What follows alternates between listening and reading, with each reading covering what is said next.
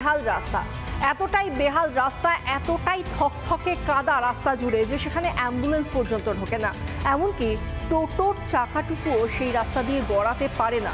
এই রকম জায়গা থেকে মানুষকে, রোগীকে, তাদেরকে হাসপাতালে নিয়ে যাওয়াটাই একটা মস্ত বড় চ্যালেঞ্জ, এবং সেই চ্যালেঞ্জ উতরোতে না পারার জন্যই অবশেষে মৃত্যু হলো একজন মুমূর্ষু রোগীর। হাসপাতালেও নিয়ে যাওয়া হলো না। পূর্ব মেদিনীপুরের পটাশপুরের ঘটনা। বেহাল রাস্তার কারণে কিন্তু বাসন্তী দেবীর মৃত্যু হয়েছে।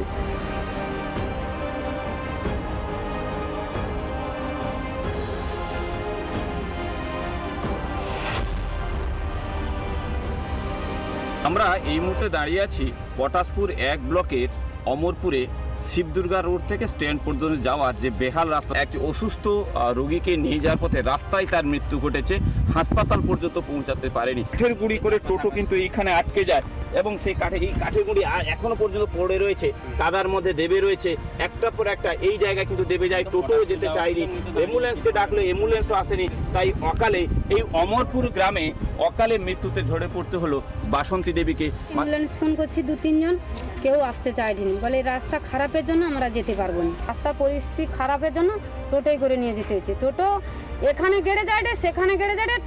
এটা যে রাস্তা হয়, এখান থেকে কাদামাটিয়া রাস্তা প্রায় 1 থেকে 1.5 কিলোমিটার নিচু।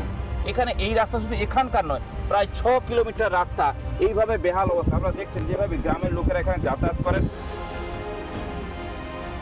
নেতারা যে তৃণমূলের নেতারা আমাদের 1 নম্বর অঞ্চলে আছে, এরা এই রাস্তায় টাকা কিছু পকেটে নিয়ে নিচ্ছে, কাজ হচ্ছে না। নেতারা আসছে করে দেবো বলছে, হচ্ছে না কাজ। এখানে লোক বলে দিয়েছে, নেতারা বলে দিয়েছে তোমরা মেয়েরা কিছু বলবে না, তোমরা কিছু জানো না। পঞ্চায়েত বলছে, পঞ্চায়েত বলছে। আর আমাদের ছেলে মেয়েরা যেতে যেতে রাস্তায় কুকুরে পড়ে যাচ্ছে। বাচ্চাদের নিয়ে যাওয়া নিয়ে আসা কে করে? মায়েরা করে, মায়েরা কষ্ট বুঝে। মারা যাওয়াটা কারোর উপরেই নির্ভর করে না, ওটা ভগবানের উপরে। কে কখন মারা যাবে, কি হবে না হবে, সেটা কি আমরা কেউ বলতে পারবো?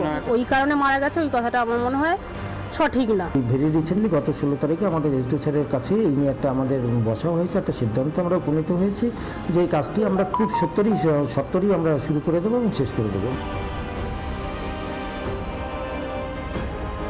এই রাস্তা কবে ঢালাই হবে তা কিন্তু সময় বলছে। পূর্ব মেদিনীপুর পটাশপুর থেকে ক্যামেরায় শিশুধর সাহুর সঙ্গে বিষ্ণুত পণ্ডা, রিপাবলিক বাংলা। রায়গঞ্জে এই মুহূর্তে দাঁড়িয়ে তৃণমূলে এখন গৃহযুদ্ধ চলছে। গৃহযুদ্ধ এমন পর্যায়ে গিয়েছে যে সেটাকে মল্লযুদ্ধ বললেও বোধহয় বেশি বলা হয় না।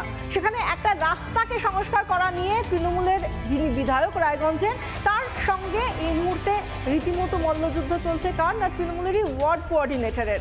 এবং এই যে গৃহযুদ্ধ, মল্লযুদ্ধর যে পর্ব চলছে, যে মুষল পর্ব চলছে, তাকে হাতিয়ার করতে ছাড়ছে না বিরোধীরাও।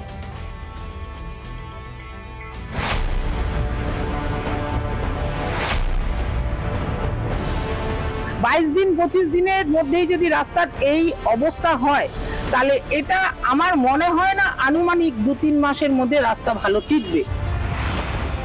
অ্যাকচুয়ালি ওনার অতিরিক্ত টাকা পয়সার লোভের কারণে ওনার মানসিক ভারসাম্য উনি হারিয়েছেন।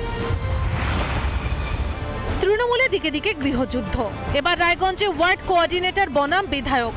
গোলমালের সূত্রপাত একটি রাস্তার সংস্কারকে কেন্দ্র করে। স্থানীয়দের দাবি, রাস্তার কাজ সম্পূর্ণ শেষ হওয়ার আগেই বেহাল হয়ে পড়ছে রাস্তাটা। না কেমন যেন বালি বালি উঠে যাচ্ছে, মনে হচ্ছে হ্যাঁ বালি বালি মতো প্রচন্ড। এরপরে এখন টেকসই যে কেমন হবে এটা বলা যাচ্ছে না আর কি। পুরসভার অধীনে রাস্তাটির সংস্কার চলছে, আর তা নিয়েই বিধায়কের দিকে আঙুল তুলেছেন ওই ওয়ার্ডের তৃণমূল কোঅর্ডিনেটর কল্পিতা মজুমদার।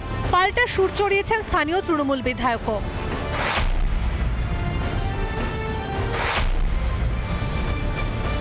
কৃষ্ণ কল্যাণী মহাশয়ের মাধ্যমে এসেছে, তারই ঘনিষ্ঠ লোক এই ঠিকাদারিটা করছে। সে আমার সঙ্গে একবারও আলোচনাও করেনি এই রাস্তাটার বিষয়ে, এবং ইঞ্জিনিয়ার যে আছে সেও আমার সঙ্গে আলোচনা করেনি। আমি আপনাদের মাধ্যমে আমি জানাই যেটা ইউডি ডিপার্টমেন্টের অ্যালোটেড টাকা, আর রায়গঞ্জ মিউনিসিপ্যালিটি এটা টেন্ডার করেছে। এটা ঠিক যে উনি এই কাজ নেওয়ার জন্য আমার কাছে ওনার স্বামীর সাথে এসেছিলেন, বলেন এই কাজটা আমাকে দেওয়ার জন্য। আমি উনাকে সরাসরি বলেছি আমি টেন্ডার মিলানোর কাজ আমি করি না। নিজেদের ভিতরে খাওয়াখাই চলছে। তৃণমূলের যে গোষ্ঠী করলো সর্বব্যাপী তারই অঙ্গ হিসেবে ফুটে উঠেছে এখানে, এবং এই গোষ্ঠীকন্দল আগামী দিনে আরো বাড়বে। ভাগ বাটোয়ারা থেকে ক্ষমতা দখল, ভোটের আগে তৃণমূলের মাথা ব্যথা, এখন কোন্দল কাটা। দলনেত্রী এক হয়ে চলার বার্তা দিচ্ছেন, কিন্তু আদৌ নিচু তলায় সেই বার্তা পৌঁছচ্ছে? রিপাবলিক বাংলা। নানা ধরনের কন্টেন্ট দেখার জন্য লাইক করুন, শেয়ার করুন আমাদের ফেসবুক পেজ, সাবস্ক্রাইব করুন আমাদের ইউটিউব চ্যানেল। পাশাপাশি অন্যান্য ব্রেকিং নিউজের জন্য অবশ্যই চোখ রাখুন রিপাবলিক বাংলায়।